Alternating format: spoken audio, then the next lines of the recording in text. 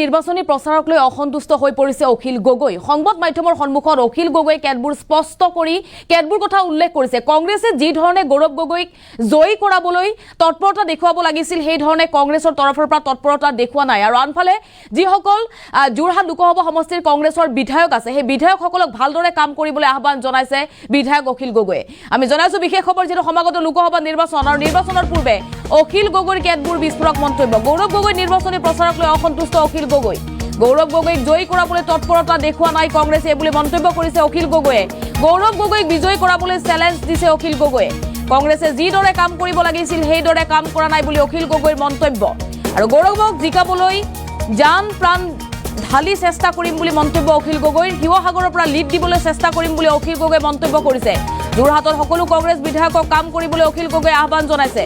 আৰু বিধায়কসকলৰ মাজত যোগাযোগ বেয়া হৈছে বুলি অখিল গগৈয়ে মন্তব্য কৰিছে আৰু যাৰ বাবে কিছু সমস্যা হৈছে। গৌৰৱ গগৈ সংক্ৰান্তত অখিল গগৈৰে মন্তব্য।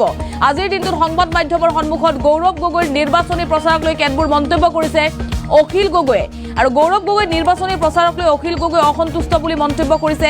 যিহেতু গৌৰৱ গগৈ যোৰহাট লোকসভা সমষ্টিৰ বিভিন্ন অঞ্চলত প্ৰচাৰ অভিযান চলাইছে। শিৱসাগৰতো ইতিমধ্যে প্ৰচাৰ অভিযান চলাইছে গৌৰৱ গগৈয়ে। কিন্তু শিৱসাগৰত উপস্থিত হৈ অখিল গগৈক লগত ল'লে ভাল আছিল বুলি অখিল গগৈয়ে মন্তব্য কৰিছে। আৰু গৌৰৱ গগৈক বিজয়ী কৰাবলৈ চেলেঞ্জ হিচাপে লৈছে অখিল গগৈয়ে। আৰু যিসকল কংগ্ৰেছৰ বিধায়ক আছে যোৰহাট লোকসভা সমষ্টিত যিসকল কংগ্ৰেছৰ বিধায়ক আছে এই বিধায়কসকলকো অখিল গগৈয়ে আহ্বান জনাইছে। ভালদৰে কাম কৰিবলৈ আহ্বান জনাইছে অখিল গগৈয়ে। বিধায়কসকলৰ মাজত যোগাযোগৰ অভাৱ আছে, বুজাবুজিৰ অভাৱ আছে বুলি অখিল গগৈয়ে মন্তব্য কৰিছে। আৰু নিৰ্বাচনী প্ৰচাৰক লৈ অসন্তুষ্ট হৈ পৰিছে অখিল গগৈ। কংগ্ৰেছে গৌৰৱ গগৈক জয়ী কৰাবলৈ ভালদৰে তৎপৰতা দেখুওৱা নাই বুলি অখিল গগৈয়ে বিস্ফোৰক মন্তব্য কৰিছে। এই মুহূৰ্তত অখিল গগৈৰ মন্তব্য আছে, সেই মন্তব্য শুনক।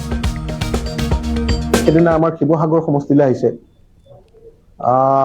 কংগ্ৰেছ দলে কি কাম কৰিছে মই নাজানো, কাৰণ মই কৈছো যে কোঅৰ্ডিনেশ্যনটো যি ধৰণে হ'ব লাগিছিলে সেইধৰণে হোৱা নাই। গতিকে তেওঁলোকে কি কি কাম কৰি আছে মই খুব ভালকে নাজানো। আশা কৰিম যে গৌৰৱ গগৈক জিকাবৰ কাৰণে কংগ্ৰেছ দলে কোঅৰ্ডিনেশ্যনটো ইয়াতকৈ আৰু বেছি ভাল কৰিব। আমাক খবৰবিলাক জনোৱা নাই। যেনেকে ধৰক গৌৰৱ গগৈ ডাঙৰীয়া সেদিনা আমাৰ শিৱসাগৰ সমষ্টিলৈ আহিছে।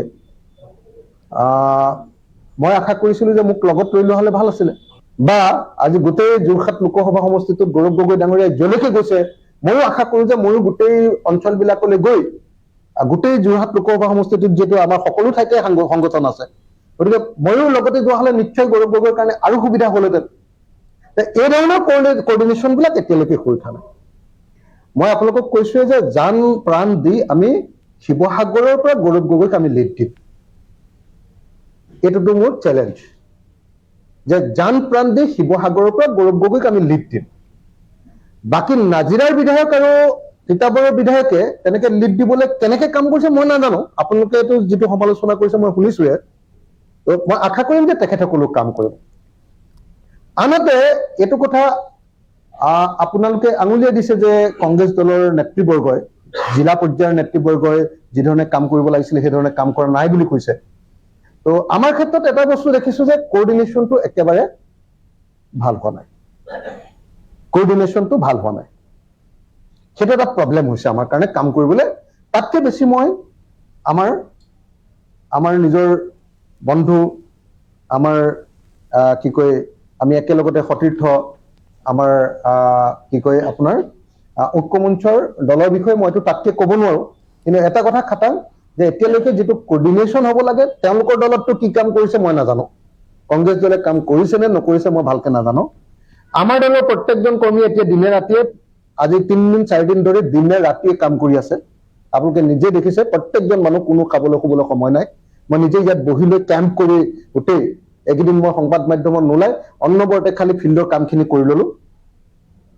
চাৰিওফালে মই একেবাৰে চৰাইদেউৰ পৰা নাজিৰা কি কয় আপোনাৰ চৰাইদেউৰ পৰা একেবাৰে তিতাবৰলৈকে, মাজুলীৰ পৰা একেবাৰে আপোনাৰ কি কয় মাহমৰালৈকে সমস্ত আমাৰ কমিটি বিলাকক যিবিলাক লজিষ্টিক ছাপোৰ্ট দিব লাগে সেই ব্যৱস্থাখিনি কৰি দিলো। সেইধৰণে কামবিলাক আগবঢ়াই দিছো। বাকী কংগ্ৰেছ দলৰ পৰা কি কৰিছে নাজানো, কিন্তু অসুবিধা এটাই পাইছো যে কোঅৰ্ডিনেশ্যনটো ভাল হোৱা নাই, আমাক খবৰবিলাক জনোৱা নাই। যেনেকে ধৰক গৌৰৱ গগৈ ডাঙৰীয়া সেদিনা আমাৰ শিৱসাগৰ সমষ্টিলৈ আহিছে। মই আশা কৰিছিলো যে মোক লগত লৈ লোৱা হলে আৰু ভাল আছিল। আপোনালোকে মন্তব্য শুনিছে অখিল গগৈৰ গৌৰৱ গগৈ নিৰ্বাচনী প্ৰচাৰ সম্পৰ্কত কেতবোৰ বিস্ফোৰক মন্তব্য কৰা পৰিলক্ষিত হৈছে। অখিল গগৈয়ে গৌৰৱ গগৈক জয় কৰাবলৈ তৎপৰতা দেখুওৱা নাই কংগ্ৰেছে বুলি অভিযোগ আনিছে অখিল গগৈয়ে। গৌৰৱ গগৈক বিজয়ী কৰাবলৈ অখিল গগৈ চেলেঞ্জ হিচাপে লৈছে বুলি মন্তব্য কৰিছে। কংগ্ৰেছে যিদৰে গৌৰৱ গগৈক জয় কৰাবলৈ চেষ্টা কৰিব লাগিছিল বা যিদৰে তৎপৰতা দেখুৱাব লাগিছিল, যিদৰে নিৰ্বাচনী প্ৰচাৰ চলাব লাগিছিল, সেইদৰে নিৰ্বাচনী প্ৰচাৰ চলোৱা নাই, অৰ্থাৎ নিৰ্বাচনী প্ৰচাৰ ভাল হোৱা নাই বুলি অখিল গগৈয়ে মন্তব্য কৰিছে। শিৱসাগৰৰ পৰা লিড দিবলৈ চেষ্টা কৰিম বুলি মন্তব্য কৰিছে, অৰ্থাৎ গৌৰৱ গগৈ শিৱসাগৰ সমষ্টিৰ পৰা লিড দিবলৈ চেষ্টা কৰিম বুলি অখিল গগৈয়ে মন্তব্য কৰিছে। যোৰহাটৰ সকলো কংগ্ৰেছ বিধায়কক কাম কৰিবলৈ অখিল গগৈয়ে আহ্বান জনাইছে আৰু বিধায়কসকলৰ মাজত যোগাযোগৰ অভাৱ বুলিও অখিল গগৈয়ে মন্তব্য কৰিছে আৰু যাৰ বাবে সমস্যাত পৰিছে বুলি মন্তব্য কৰিছে অখিল গগৈয়ে। গৌৰৱ গগৈ সংক্ৰান্তত অখিল গগৈৰ এই মন্তব্য আৰু যিহেতু নিৰ্বাচন সমাগত, লোকসভা নিৰ্বাচনৰ পূৰ্বে ইতিমধ্যে ৰাজনৈতিক দলসমূহৰ যথেষ্ট তৎপৰতা দেখিবলৈ পোৱা গৈছে আৰু বিশেষকৈ যোৰহাট লোকসভা সমষ্টিক লৈ কিন্তু সকলোৰে দৃষ্টি নিবদ্ধ হৈ আছে আৰু যোৰহাট লোকসভা সমষ্টিৰ এইবাৰ কংগ্ৰেছৰ প্ৰাৰ্থী যিহেতু গৌৰৱ গগৈ আৰু গৌৰৱ গগৈক বিজয়ী কৰাবলৈ যিদৰে কংগ্ৰেছে চেষ্টা চলাব লাগিছিল তেনেদৰে কংগ্ৰেছে চেষ্টা চলোৱা নাই বুলি অখিল গগৈয়ে অভিযোগ আনিছে। এক বিস্ফোৰক মন্তব্য কৰা পৰিলক্ষিত হৈছে আৰু যাৰ বাবে কংগ্ৰেছৰ নিৰ্বাচনী প্ৰচাৰক লৈ অসন্তুষ্ট হৈ পৰা বুলি মন্তব্য কৰিছে অখিল গগৈয়ে। এই মুহূৰ্তত অখিল গগৈৰ যি মন্তব্য আছিল সেই মন্তব্য পুনৰবাৰ আগবঢ়াইছো। এটা বস্তু কংগ্ৰেছ দলে কি কাম কৰিছে মই নাজানো, কাৰণ মই কৈছো যে কোঅৰ্ডিনেশ্যনটো যি ধৰণে হ'ব লাগিছিলে সেই ধৰণে হোৱা নাই। গতিকে তেওঁলোকে কি কি কাম কৰি আছে মই খুব ভালকে নাজানো। আশা কৰিম যে গৌৰৱ গগৈক জিকাবৰ কাৰণে কংগ্ৰেছ দলে কোঅৰ্ডিনেশ্যনটো ইয়াতকৈ আৰু বেছি ভাল কৰিব। আমাক খবৰবিলাক জনোৱা নাই। যেনেকে ধৰক গৌৰৱ গগৈ ডাঙৰীয়া সেদিনা আমাৰ শিৱসাগৰ সমষ্টিলৈ আহিছে। মই আশা কৰিছিলো যে মোক লগত লৈ লোৱা হলে ভাল আছিলে, বা আজি গোটেই যোৰহাট লোকসভা সমষ্টিটোত গৌৰৱ গগৈ ডাঙৰীয়া যলৈকে গৈছে ময়ো আশা কৰো যে ময়ো গোটেই অঞ্চলবিলাকলৈ গৈ গোটেই যোৰহাট লোকসভা সমষ্টিটোত যিহেতু আমাৰ সকলো ঠাইতে সংগঠন আছে, গতিকে ময়ো লগতে যোৱা হলে নিশ্চয় গৌৰৱ গগৈৰ কাৰণে আৰু সুবিধা হলহেঁতেন। এই ধৰণৰ কোঅৰ্ডিনেশ্যন বিলাক এতিয়ালৈকে হৈ থকা নাই। মই আপোনালোকক কৈছোৱে যে জান প্ৰাণ দি আমি শিৱসাগৰৰ পৰা গৌৰৱ গগৈক আমি লিড দিম। এইটোতো মোৰ চেলেঞ্জ যে জান প্ৰাণ দি শিৱসাগৰৰ পৰা গৌৰৱ গগৈক আমি লিড দিম। বাকী নাজিৰাৰ বিধায়ক আৰু তিতাবৰৰ বিধায়কে তেনেকে লিড দিবলৈ কেনেকে কাম কৰিছে মই নাজানো। আপোনালোকে এইটো যিটো সমালোচনা কৰিছে মই শুনিছোৱে, মই আশা কৰিম যে তেখেতসকলেও কাম কৰিব। আনহাতে এইটো কথা আপোনালোকে আঙুলিয়াই দিছে যে কংগ্ৰেছ দলৰ নেতৃবৰ্গই, জিলা পৰ্যায়ৰ নেতৃবৰ্গই যি ধৰণে কাম কৰিব লাগিছিলে সেই ধৰণে কাম কৰা নাই বুলি কৈছে। তো আমাৰ ক্ষেত্ৰত এটা বস্তু দেখিছো যে কোঅৰ্ডিনেশ্যনটো একেবাৰে ভাল হোৱা নাই।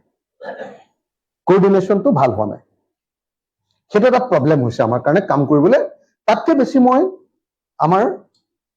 আমাৰ নিজৰ বন্ধু, আমাৰ কি কয় আমি একেলগতে সতীৰ্থ, আমাৰ কি কয় আপোনাৰ ঐক্যমঞ্চৰ দলৰ বিষয়ে মইতো তাতকৈ ক'ব নোৱাৰো। কিন্তু এটা কথা খাটাং যে এতিয়ালৈকে যিটো কোঅৰ্ডিনেশ্যন হ'ব লাগে তেওঁলোকৰ দলতটো কি কাম কৰিছে মই নাজানো। কংগ্ৰেছ দলে কাম কৰিছে নে নকৰিছে মই ভালকে নাজানো।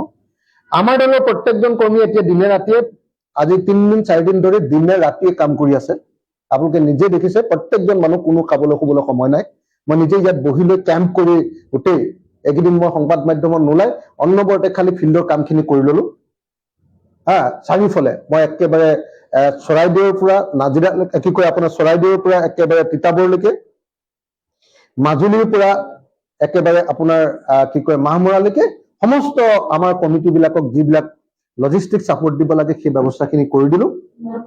সেইধৰণে কামবিলাক আগবঢ়াই দিছো। বাকী কংগ্ৰেছ দলৰ পৰা কি কৰিছে নাজানো, কিন্তু অসুবিধা এটাই পাইছো যে কোঅৰ্ডিনেশ্যনটো ভাল হোৱা নাই, আমাক খবৰবিলাক জনোৱা নাই। যেনেকে ধৰক গৌৰৱ গগৈ ডাঙৰীয়া সেদিনা আমাৰ শিৱসাগৰ সমষ্টিলৈ আহিছে। মই আশা কৰিছিলো যে মোক লগত লৈ লোৱা হলে